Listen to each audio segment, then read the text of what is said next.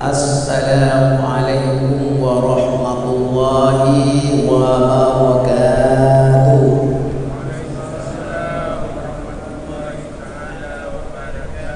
Bismillah walhamdulillah wal khairu wasyarru bi masyiatillah. Bismillah wassalatu wassalamu ala rasulillah sayyidina Muhammadin ibni Abdillah al-qaimi bi huquqillah ma dharat illa farrajallah wa ala alihi wa sahbihi wa man tabi'ahu wa wala wa la hawla wa la quwwata illa billah. Amma. Apa kabar semua jemaah? Alhamdulillahirabbil alamin. Bersyukur kepada Allah itu bukan karena kita banyak uang, bukan karena kita besar gajinya, tetapi nikmat kesehatan dan keberkatan itulah yang sangat penting untuk kita syukuri. La in syakartum la azidannakum wa la in kafartum inna 'adzabi lasyadid. Jika kamu pandai bersyukur, aku tambah. Kalau kamu banyak ingkar, tunggu tanggal mainnya, cepat atau lambat akan diadab oleh Allah Subhanahu wa taala. Alhamdulillah, kelihatan daripada semua jemaah yang hadir di Masjid Al-Iman ini adalah merupakan hamba-hamba Allah yang bersyukur. Semoga Allah tambahkan nikmatnya. Amin. Amin ya rabbal alamin. Yang saya hormati dan saya muliakan Ustaz Khairul Amri Abdul Hamid, Ustaz Zuhdi bin Muhammad Yusuf, dan seluruh jemaah yang sama-sama dimuliakan Allah Subhanahu wa taala. Malam ini adalah malam 12 Rabiul Awal tahun 1445 Hijrah. Rasulullah Shallallahu Alaihi Wasallam dilahirkan pada 12 Rabiul Awal hari Senin. 12 Rabiul Awal hari Senin, tahunnya itu tahun 570 Masehi. Nah, saudara-saudara sekalian, malam ini juga adalah anniversary dari Masjid Al-Iman yang ke-20. Masya Allah, luar biasa. Saudara-saudara sekalian, topik malam ini adalah topik keprihatinan Rasulullah Sallallahu Alaihi Wasallam kepada umatnya. Ungkapan sesuatu anugerah dari Allah Subhanahu Wa Taala itu, hendaklah kita bukan sekadar mengucapkan alhamdulillah, tetapi dengan pelaksanaannya. Katakanlah wahai Muhammad, dengan anugerah Allah dan rahmatnya hendaklah kamu merasa gembira, yakni bersyukur kepada Allah Subhanahu wa taala. Wa huwa khairun mimma ya'malun, itu lebih baik daripada apa yang kamu kumpulkan. Ini dalam surah Yunus ayat ke-58. Saudara-saudara sekalian, topik yang malam ini saya maksudkan di sini adalah termaktub di dalam akhir surah At-Taubah. A'udzu billahi minasy syaithanir rajim. Laqad ja'akum rasulun min anfusikum azizun 'alaihi ma 'anittum harisun 'alaikum bil mu'minina raufur rahim. Inilah akhir surah At-Taubah.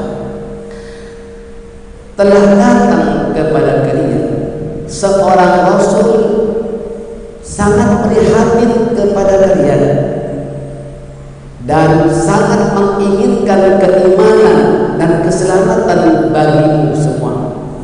Saudara sekalian, inilah ayat yang akan menjadi topik malam ini. Apakah di antaranya? Ini ayat bagus sekali. Ayat ini sering dibaca, dan kalau dibaca harus subuh sampai 7 kali. Ayat ini luar biasa fadilahnya, ya. Di mana siapa-siapa yang mengamalkan laqad ja'akum rasulun min anfusikum ini sampai akhir, dan ditambah dengan akhir sekali dari surah At-Taubah itu, fa in tawallaw faqul hasbiyallahu la ilaha illahu alaihi tawakkaltu wa huwa rabbul arsyil azim. Itu sambungannya.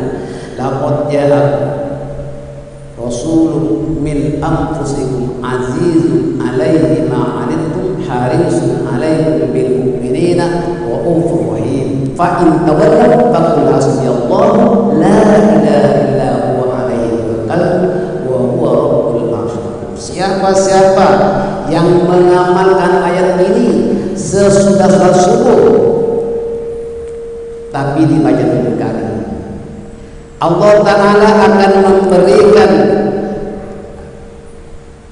rawaib cita-citanya akan tercapai. Ayat ini disenangi oleh Rasulullah SAW. Siapa-siapa yang mengamalkan itu ayat akhir surah At-Taubah ini disenangi oleh Rasulullah SAW. Kemudian yang kedua disukai oleh orang atasan. Yakni kalau kita bekerja, kita mempunyai majikan, kita mempunyai bos, maka itu sayang kepadanya. Dan yang ketiga disegan, dan ketiga terhindar daripada niat jahat orang, yakni daripada orang yang hasad dengki, selamat daripada hasad dengki orang. Berikutnya dan terakhir sekali mendapat pertolongan keadaan orang itu ketika dalam keadaan emergensi. Jadi amalkan. Dan satu lagi yang paling membawa barakah, yaitu diberi keistimewaan oleh Allah Subhanahu wa Ta'ala.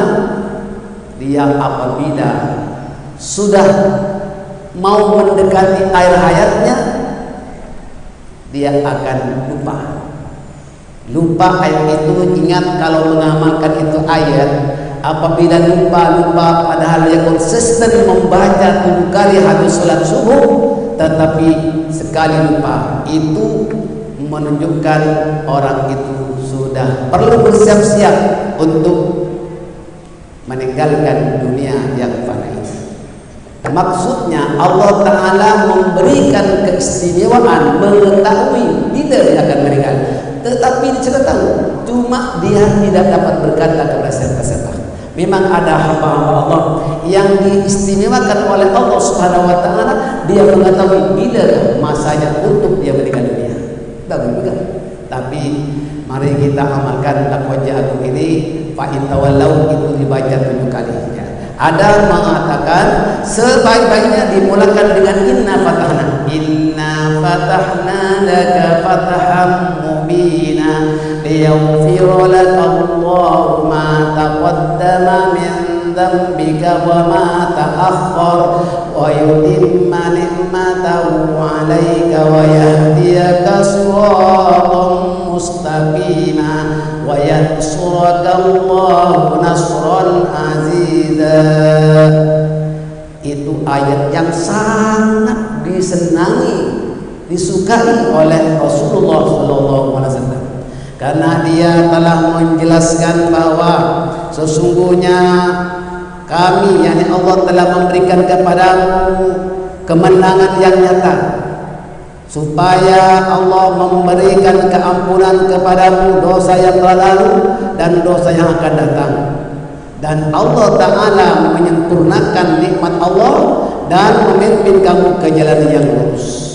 Inilah ayat yang sangat disukai oleh Rasulullah, karena dia telah membenarkan untuk pergi umroh berikutnya, yaitu yang disebut Fathu Mekah, waktu Hudaybiyah.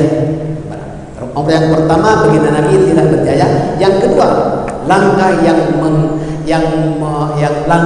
menggembirakan, yaitu merupakan Fathu Mekah. itulah ayat. Jadi kalau Anda membacanya selalu ayat ini, inna fatahna, dan setelah itu baru dengan laqad ja'akum. Amalkan, insyaallah diberi keistimewaan oleh Allah Subhanahu wa taala yang ini tidak akan diberikan kepada orang yang tidak mengamalkan.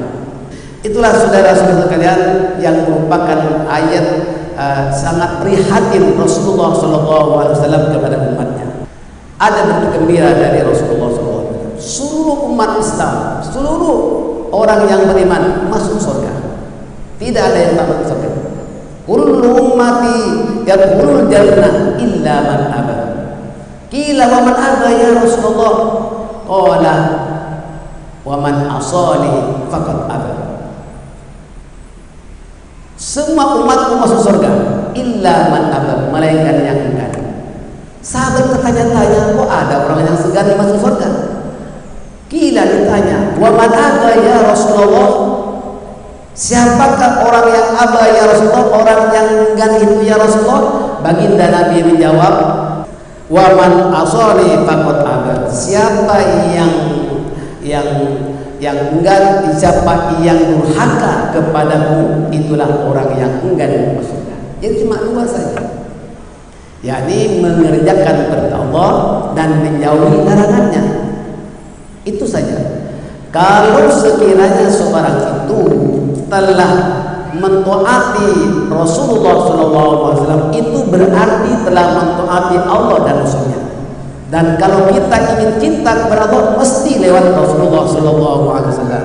Yang kedua adalah umat Nabi Muhammad SAW adalah umat yang terbaik. Kuntum khairu ummatin ukhrijat lin-nasi ta'muruna bil ma'rufi wa tanhauna 'anil munkari wa tu'minuna billah. Kamu semua adalah umat yang terbaik, dikeluarkan, diwujudkan, dilahirkan ke dunia untuk kamu menyuruh perkara yang baik, perkara yang ma'ruf, wa tanhauna 'anil munkar, dan mencegah perkara yang munkar, wa tu'minuna billah, dan beriman kepada Allah Subhanahu wa taala. Ini. Jadi semua dari umat Muhammad ini umat yang terbaik dibandingkan umat-umat yang lain. Umat Nabi Adam, Idris, Nabi Nuh, dan sampai kepada Nabi yang ke-24, umat Nabi Isa alaihissalam, itu semuanya tidak seperti umat Nabi Muhammad SAW. Kuntum khairu ummah, kamu semuanya umat yang terbaik dibandingkan umat-umat yang lain, karena kamu menyuruh perkara yang ma'ruf dan mencegah perkara yang munkar. Itu saja. Jadi yang baik adalah kita cuma yang mengerjakan perintah Allah, menjauhi segala larangannya. Nah, yang ketiga adalah semua orang yang berumur, ini barangkali jemaah ada yang berumur 70 ke atas, mendapat rahmat berkat doa dari Rasulullah SAW. Siapa-siapa dari umatku yang telah mencapai umur 70 tahun ke atas, dia akan mendapat rahmat Allah Subhanahu wa taala, asalkan orang itu konsisten beribadah dan berinteraksi dengan sesama manusia serta beramal saleh.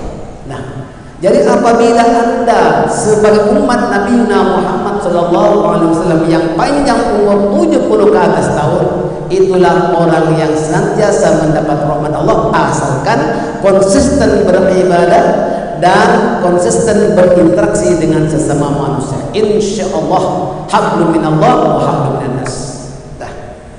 Dan yang keempat, orang yang sedang nazar, dia tidak terasa sakit.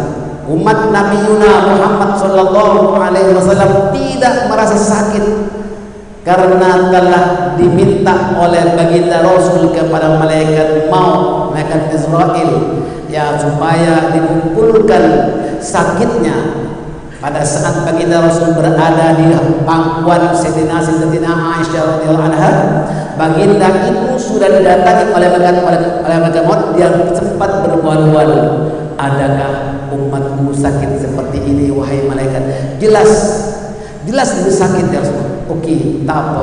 Saya sangat prihatin, sangat prihatin kepada umatku. Mari orang-orang yang beriman sakitnya semua kumpulkan umat. Coba baginda Rasulullah sangat prihatin kepada umatnya.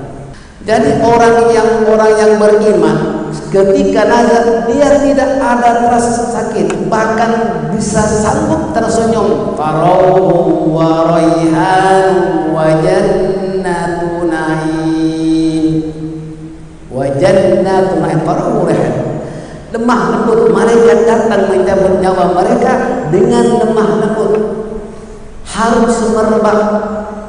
Bahkan kita saksikan memang ramai ada orang nazar senyuman terukir tersimpul di wajahnya karena dia terasa ya, walaupun dia sakitnya apapun pesakitnya, apabila nazar justru orang ini tersenyum. Itu karena berkat doa Rasulullah SAW sampai akhir hayatnya dia dalam husnul khatimah. Jadi itulah Bapak dan Ibu sekalian, jangan berat-berat untuk kita mengerjakan perintah Allah dan menjauhi segala larangannya. Insya Allah